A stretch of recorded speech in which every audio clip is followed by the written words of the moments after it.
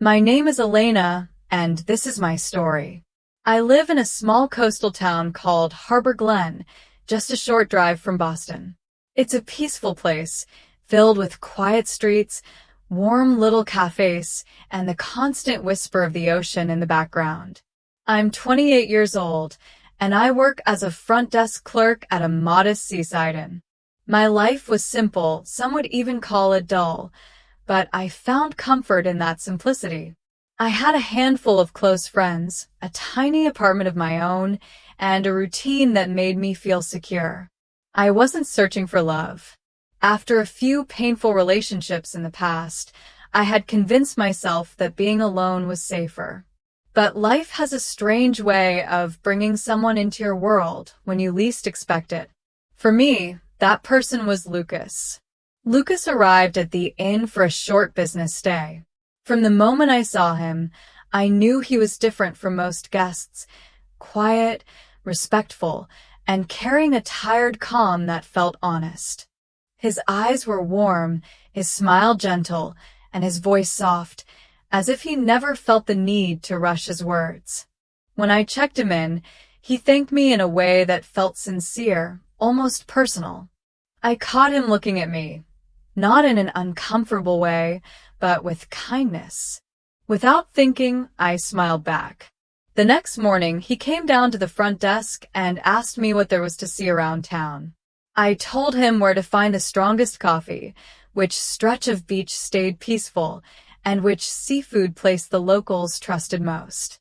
He listened, truly listened, and that stayed with me. Most people don't. From that point on, our conversations became longer. He stayed for 2 weeks, and nearly every evening after work, he'd stop by the lobby so we could talk. Some nights we walked along the shoreline. Other times, we sat quietly on a bench near the old coastal lookout, watching the waves roll in. We spoke about everything: life, favorite books, music, and the dreams we rarely said out loud. He shared the pressure of his city job, the constant noise and expectations. I told him about my peaceful routine, the stillness of living by the sea. With him, I felt at ease. I felt noticed. One night, as we walked beside the water, the sky filled with stars and a soft breeze moved through the air. He turned toward me and said, "Being with you feels like peace." Those words settled deep in my heart. I think that was the night I truly began to fall for him. When his 2 weeks ended, he left Harbor Glen, but we stayed connected. Every day he sent me messages. Every night we talked on the phone. We laughed. We shared memories. And I missed him more than I ever expected. A month later, he returned. This time, he didn't stay at the inn. He rented a small cottage near the marina and invited me over. We cooked dinner together. We played music and danced barefoot in the kitchen. It felt like we had known each other forever. I felt happy. I felt chosen. But then one evening, everything shifted. We were sitting on the sofa, sipping tea, when his expression turned serious. He took a slow breath and said, "Elena, I need to tell you something." I looked at him. My heart began to race. "I'm married," he said, staring down at his hands. "I have 2 children." My body went still. I couldn't find my voice. My fingers felt cold. I turned my face away without meaning to. He said, "I never expected to meet you, but my marriage is broken. We live under the same roof, but the love is gone. I stay for the children. That's all." His voice was quiet. He sounded tired, but my thoughts were spinning too fast to answer. I stood up and stepped outside. The night air was cold, and the sound of the waves filled my ears. I felt like crying. He came after me. "I understand if you don't want to see me again," he said. I nodded and walked away toward home. That night, I couldn't sleep. My mind was crowded with questions. Why didn't he tell me sooner? Why did this happen to me? But then I remembered the way he looked at me, the calm in his voice, the way he made me feel protected. I was confused. I wanted to be angry, but I missed him. The next day, he sent me a message. "I'm sorry," it said, "but I miss you." I didn't reply. For days, I felt empty. I couldn't focus at work. I kept reaching for my phone. My heart and my mind were at war. I told myself to let him go, but I couldn't. A week later, I saw him again. We met near the shore. I told him I was hurt, that I didn't deserve to be kept in the dark. He said he understood. He didn't defend himself.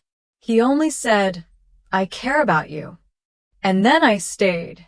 I know it was wrong. I know many people would say, I made a terrible choice. I know I became the other woman. But at that moment, I wanted to believe him. I wanted to believe it was only temporary. That one day he would leave his wife. That one day he would choose me. So we continued in secret. He came to Harbor Glen once or twice a month. He stayed in that small cottage by the marina. I went there after work. We ate together. We talked. Sometimes we watched old films or just sat quietly beside each other. It felt real, but also fragile, like a dream that could disappear at any moment. We never went out together. We never held hands in public. No pictures, no dates, no plans for the future, just stolen moments inside a quiet house. But in those moments, he made me feel important. He listened to me. He remembered the small details I shared. He cooked with me, made me laugh, brought me books I had mentioned only once. He made me feel loved. Still, deep down, I knew the truth. I was not his first choice. I was not part of his real life. I was something on the side, something simple, something that didn't ask too much. And yet, I didn't walk away. Why? Because I loved the way he made me feel. Because I believed his words. Or maybe because I was afraid of being alone. Those quiet nights with him gave me something to hold on to. Even when it hurt, it felt better than nothing. But slowly, something inside me began to change. I stopped smiling the way I used to. I waited for his messages more than I should have. I started shaping my days around his visits. I said no to friends. I stayed home, always waiting for his call. My world grew smaller, until it was just him and silence. Sometimes I stood by the water and asked myself, is this love, or am I just lost? And I would answer my own question with hope. Wait, maybe one day things will be different. But the questions never faded. They only grew louder. Weeks passed, and I remained in that quiet space, waiting for Lucas. I still loved him, but something inside me was shifting. I began to feel tired, not just in my body, but in my heart.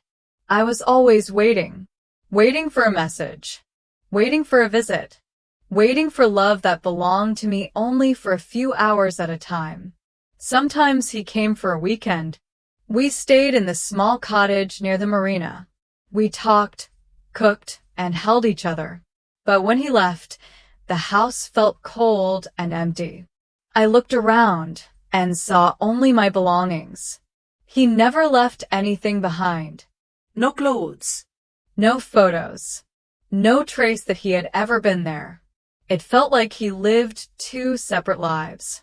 And in one of them, I didn't exist. I tried to convince myself that love needs time. I believed he cared about me. Maybe he did. But he always returned to his wife, to his children, to the life where I had no place.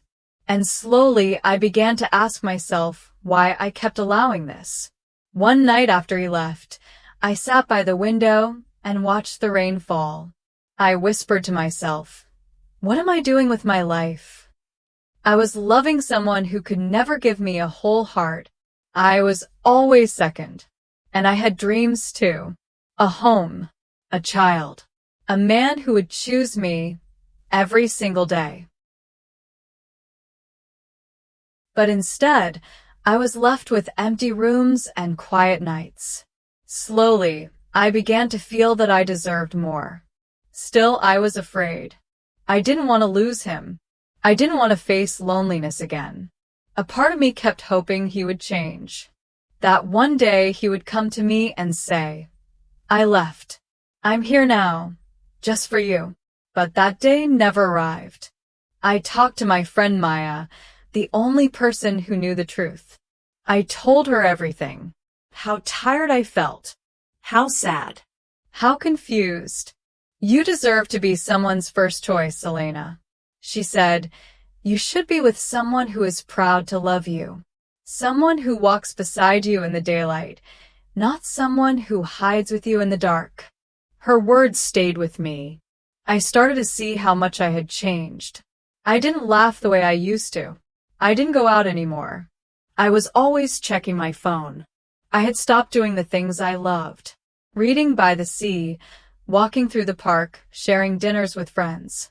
My world had grown small, and I was the one who allowed it. One evening, Lucas came to visit again. He smiled, brought flowers, kissed my forehead. He acted as if everything was normal, but I was quiet. "What's wrong?" he asked. "I don't know if I can keep doing this," I said. He looked surprised. "Why now?" "Because I feel like I'm not living my own life," I said. "I'm living in your shadow. I wait for your visits, your calls, your words, but I'm always waiting. I want more. I need more." He sat down and stayed silent for a long moment. Then he said, "I love you, Elena. You know that." "Then why don't you choose me?" I asked. He looked away. "It's not that simple. I have children. I have a family. And what am I?" I asked softly. "Just a secret." He didn't answer. That night, I cried again. Not because he was unkind. He wasn't. But because I finally faced the truth. He was never going to leave. Not for me. Not for anyone. After he went away, I didn't message him. I didn't call. I needed space to think. Every morning before work, I walked along the shore. I let the wind brush against my face. I watched the waves and thought about my life. What did I really want? What made me feel alive? Slowly, I began to remember who I used to be. The girl who loved long walks, coffee with friends, books by the fire. I missed her. I thought about love too. What does real love look like? Not just flowers and kisses, but someone who stands beside you in the open. Someone who says, "You're mine," without fear. I didn't have that. Not with Lucas. I started writing in a notebook every night. Just thoughts. Just feelings. It helped me understand myself. And with every page I filled, I felt a little stronger. Lucas still sent messages. "I miss you. I'm thinking about you. Can I see you?" But I didn't reply. Not yet. I needed time. A week later, he showed up at my door. I was surprised, but I let him in. "I needed to see you," he said. "You've been quiet." "I've been thinking," I told him. He sat down. "About us?" "Yes," I said. "About everything." We talked for a long time. I told him how it felt to always wait, to always be second, to slowly lose myself. I can't keep living like this. I said, "I love you. Maybe I always will. But I need a real life. I want to be with someone who can give me all of their heart, not just a part." He looked sad. "I can't leave them, Elena. I've tried to imagine it. But I can't do that to my children." I nodded.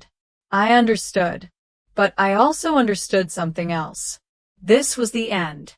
"I hope you find peace," I said. "I hope we both do." He stood up. He held me close. "I'm sorry," he whispered. Then he left.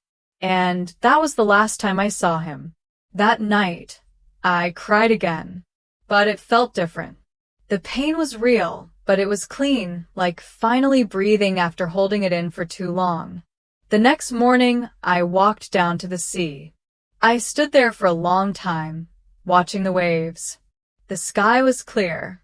The wind was gentle. And for the first time in months, I felt something new. I felt free. Calm. I knew healing would take time, but I also knew I had taken the first step. For the first time in a long while, I wasn't waiting for a message. I wasn't checking my phone. I was simply standing there with myself, and that was enough for now. Months passed after I said goodbye to Lucas. At first, the days felt slow and heavy. I missed him. I missed his smile, the way he held me, the small moments we once shared. Some mornings I wanted to call him. Some nights I cried in bed, holding my pillow close, remembering the sound of his voice. But little by little, things began to shift. I started spending time with my friends again. Maya invited me for coffee almost every weekend. We talked. We laughed. Sometimes we just sat quietly, enjoying each other's presence. It felt good to be around people who loved me for who I was. No secrets. No lies. I also returned to the things I once loved. I began reading again. Soft stories. Quiet ones about love and hope. I walked along the beach every evening. I watched the sunset and listened to the waves roll in. The sea always brought me peace. It reminded me that life keeps moving forward, no matter what we lose along the way. I also started working on myself. I signed up for a small class at the community center. Nothing big, just a simple writing class. I didn't tell many people about it. I wanted it to be something just for me. Each week, I wrote a few pages about my thoughts and dreams. Writing felt good. It helped me heal. One evening after class, I was walking home when I stopped at a small bookstore on the corner. I hadn't been there in a long time. Inside, I noticed a man browsing the travel section. He smiled when he saw me, and I smiled back. He looked familiar, though I couldn't place where I'd seen him before. He walked over and said, "Hi, you're in the writing class, right?" I nodded. "Yes, I am. I just joined last week." He smiled and said, "I'm Daniel." We talked for a few minutes. About the class. About books. About the cold weather. It wasn't anything special, yet something in his voice made me feel comfortable. The following week, he sat beside me in class. Afterward, we walked together to the cafe across the street. We talked about simple things. Family. Work. Favorite foods. He was kind. He listened. And when I spoke, he looked straight into my eyes. I didn't feel nervous. I felt calm. We began meeting more often after class. Sometimes for coffee. Sometimes just for a short walk. He never asked about my past. He never pushed. He was patient. One evening, we sat on a wooden bench near the beach. The sky was painted orange, and the air felt cool against my skin. I looked at him and said, "Can I tell you something?" "Of course," he said. I was in a relationship before. It wasn't good. He was married. I waited for him for a long time. I loved him, but I was always second. I don't want that kind of love again. He stayed quiet for a moment. Then he said, "Thank you for trusting me with that. I think you're brave, and I think you deserve better." That night, I went home with a warm feeling in my chest. Not because I was falling in love, but because I felt understood. Weeks turned into months. David and I spent more time together. We walked along the shore, watched movies, and talked about our dreams. He never rushed me. He never asked for more than I was ready to give. Slowly, I began to smile again. I laughed without pain. I felt free. One day, I looked at myself in the mirror and saw something I hadn't seen in a very long time. Myself. Not the sad girl who waited for messages. Not the woman who cried alone at night. But Elena, strong, gentle, and alive. David became a part of my life slowly, like the sun rising after a long night. He didn't try to fix me. He just stood beside me. And in his quiet way, he showed me what real love could look like. One evening, we were sitting in the park, watching children play. "Do you ever want a family?" I asked. "Yes," he said. "One day, with the right person." I smiled. Me too. We didn't need to say more. I knew then that love doesn't have to hurt. It doesn't have to be hidden or painful. Love should feel safe. Love should feel like coming home. Looking back, I don't regret my past. It taught me lessons I could never have learned otherwise. I learned that love without respect is not enough. That waiting for someone who cannot choose you will only bring heartache. That no one else can give you peace. You have to find it within yourself. And now I have peace. I have hope. I have love, not from someone who hides me, but from someone who walks beside me. If someone asked me today, was it worth it? I would say yes, because through all the sadness, I found myself. And in finding myself, I opened the door to a new kind of love. A better one I truly deserve.